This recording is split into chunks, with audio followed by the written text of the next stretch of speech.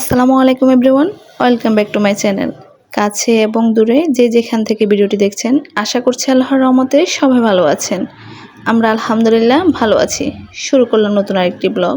এই ব্লগটা শুরু করেছি আমি বৃহস্পতিবার সকাল থেকে। তো এখানে হচ্ছে আমি একটা মিষ্টি তৈরি করব, যেটা আজকে কয়েকদিন যাবৎ ফেসবুকে খুবই ভাইরাল, মানে হচ্ছে কাছের মিষ্টি। তো আজকে হচ্ছে আমি প্রথমবার ট্রাই করতেছি, দেখি। আমি হচ্ছে কোনোদিন কোনো রেসিপি দেখি তারপর হচ্ছে তৈরি করি না কোনো জিনিস। তো আজকে প্রথমবার কেন জানি মনে হলো এটা বানাবো। দেখতে আমারও ভীষণ ভালো লেগেছিল ভিডিওটা যখন চোখের সামনে আসলো। তো প্রথমে আমি সাবুদানাগুলোকে একটু পানি দিয়ে আর লবণ দিয়ে হচ্ছে ভালো করে মথে নিয়েছিলাম। তারপর হচ্ছে গোল গোল করে বানিয়েছি। তো এইখানে হচ্ছে আমি দুধটা জাল করার জন্য চুলায় বসিয়ে দিয়েছিলাম। এখন হচ্ছে এর মধ্যে দিয়ে দিলাম এলাচ গুঁড়া, হালকা পরিমাণে দিয়েছি। যেহেতু চুলার গ্যাস একদম কম ছিল, তো এটা জাল হতে অনেক সময় লাগবে আর কি। তো এখানে হচ্ছে কনডেন্স মিল্ক দিয়ে দিচ্ছি। তারপর হচ্ছে এখানে স্বাদ মতো আমি চিনি দিয়ে দিব। চিনির পরিমাণটা বুঝে দেব, যেহেতু আমি এখানে কনডেন্স মিল্ক ইউজ করেছি, সেই জন্য চিনিটা একটু কম দিব আর কি। তো আজকে হচ্ছে স্পেশাল, মানুষের আজকে স্পেশাল দিন ছিল, তো সেই জন্য একটু হালকা পাতলা আয়োজনও করলাম। স্বাদ মতো এখানে একটু লবণও দিয়ে দিলাম।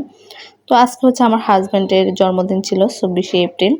তো সেই জন্য হচ্ছে সামান্য একটু আয়োজন করলাম। তো দুধটা কিন্তু অলরেডি ব্লক চলে আসছে। আমি হচ্ছে এখানে এবার সাবুদানা মিষ্টিগুলো দিয়ে দিলাম আর কি। তো দিয়ে ঢাকনা দিয়ে অনেকক্ষণ ঢেকে রাখবো, মানে গ্যাস একদমই কম ছিল। বড়দের জন্মদিন হচ্ছে মানে ভালো মন্দ একটু রান্নাবান্না করা, তারপর হচ্ছে খাওয়া দাওয়া করা, এটাই আর কি।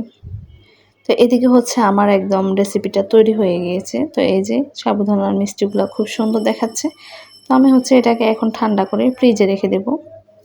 এটা হচ্ছে সন্ধ্যার সময় আমি নাস্তা তৈরি করে নিচ্ছি। তো আজকে হচ্ছে আমি মুন্না ভাবিকে বললাম আর কি আসার জন্য, যেহেতু ভালো লাগতেছে না, তো ভাবিকে বললাম আসার জন্য। তো ভাবি আসছে বাচ্চাদেরকে নিয়ে। তো এখানে হচ্ছে আমি চিকেন নাগেটস ভেজে নিচ্ছি। এগুলো হচ্ছে আমার ফ্রোজেন করা থাকে ফ্রিজের মধ্যে, যেহেতু সব সময় তৈরি করতে পারি না, একদিনে রেডি করে রেখে দিই। পরে হচ্ছে এগুলা মেহমান আসলে দিতে আর সমস্যা হয় না। তো এদিকে হাঁসের মাংস রান্না করলাম, তো সেটাও আস্তে আস্তে হচ্ছে। তারপর হচ্ছে কিছু রোল ভেজে নেব। এখানে রোলগুলো রেখে দিয়েছি ডিপ ফ্রিজ থেকে নামিয়ে। তারপর ভাবি চলে আসছে, এখন হচ্ছে আমি নাস্তা দিয়ে দিলাম। এখানে নুডলস করলাম। তারপর হচ্ছে এখানে আমি পেয়ারা দিয়ে আনারস দিয়ে একটা মাখা করলাম। অনেক মজা হয়েছিল এটা খেতে, ভীষণ মজা ছিল আর কি। তো সাথে হচ্ছে রোল, নাগেটস, তারপর চা তো খেয়েছি। তো গল্প করতে করতে সবাই একসাথে নাস্তাও করে নিচ্ছি, অনেক ভালো লাগতেছে। ঈদ যাওয়ার পর থেকে হচ্ছে ভাবিদেরকে বাসায় আসার জন্য বলতে পারিনি, কারণ হচ্ছে বেশি অসুস্থ ছিলাম, সেই জন্য বাড়ি থেকে আসছি। ভাবলাম ওদেরকে বাসায় আনবো, তো অসুস্থ থাকার কারণে হচ্ছে আর আনা হয় নাই। তো হচ্ছে আজকে ভাবিকে বললাম আর কি আসার জন্য। তো ভাবি এসেছে বাচ্চাদেরকে নিয়ে। তো এখানে খুব সুন্দর একটা জগ নিয়েছিলাম আমি। আজকে অনেক দিন যাবত এটা কিনবো ভাবছিলাম, একটা ফাইবারের জগ আর কি। তো ফাইনালি আমি হচ্ছে জগটা কিনে নিয়েছি, অনেক সুন্দর। জগটা আপনাদের কাছে কেমন লেগেছে অবশ্যই একটা করে কমেন্টস করে জানাবেন। তো হচ্ছে আমরা রাতে সবাই একসাথে বসে খাওয়া দাওয়া করে নেব। তো এখানে হচ্ছে আমি গোটা একটা মুরগি রোস্ট করেছি, সাথে হচ্ছে হাঁসের মাংস, পরোটা ছিল, ফলো করছি। তো হচ্ছে ডিম, তারপর হচ্ছে সালাদ, এখানে একটু আলু ভাজি করেছি, কারণ হচ্ছে ভাইয়ের আলু ভাজি পছন্দ, পরোটা দিয়ে খেতে পছন্দ করে, সেই জন্য। তো সবাই একসাথে বসে গল্প মজা আর সব কিছু মিলে আজকের দিনটা অনেক ভালো কেটেছে। সবাই কিন্তু আমার হাজব্যান্ডের জন্য দোয়া করবেন, ও যাতে সবসময় সুস্থ থাকে, ভালো থাকে, পরিবার নিয়ে অনেক সুখে থাকে। মহান রাব্বুল আলামিনের কাছে তার দীর্ঘায়ু কামনা করছি। আল্লাহ তাআলা তাকে সবসময় যেন ভালো রাখে। আমার ভিডিওগুলো যদি আপনাদের ভালো লেগে থাকে, আমার চ্যানেলটি সাবস্ক্রাইব করে নেবেন এবং আমার ফেসবুক পেজটা ফলো দিয়ে দেবেন। ভিডিওতে একটা লাইক দিতে ভুলবেন না।